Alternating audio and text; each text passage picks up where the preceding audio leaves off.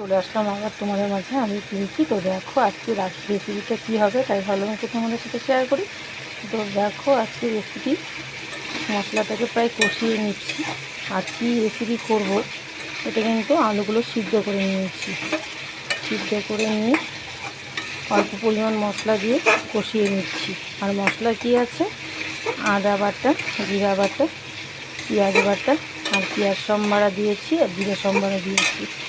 আর এখানে রেসিপিটা রেডি করে নিয়েছি। এই যে দেখো শিং মাছ, এই শিং মাছটা এই মশলা দিয়ে কষিয়ে নিয়ে পাতলা করে ঝোল করব। মশলা প্রায় কষানো হয়ে গেছে, মশলার তেল ছেড়ে দিয়েছে। এখন আমি পরিমাণ মতো ঝোলটা দিয়ে দেব। পরিমাণ মতো ঝোল দিয়ে দিলাম। আর ঝোলটাও কিন্তু আমার ফুটে আসছে। আর দেখো একদম পাতলা করে ঝোলটা করেছি। শিং মাছের ঝোল কিন্তু পাতলা খেতে কিন্তু ভীষণ ভালো লাগে। আর এখানে কিন্তু কাঁচা কলা ইউজ করলে আরও টেস্টি হবে। কিন্তু আমি কাঁচা কলা ইউজ করিনি, শুধু আলু দিয়ে করেছি। তো কেমন লাগলো আমার রেসিপিটা, অবশ্যই তোমরা ভালো লাগলে একটা লাইক, কমেন্ট, শেয়ার করে দিবে। টাটা।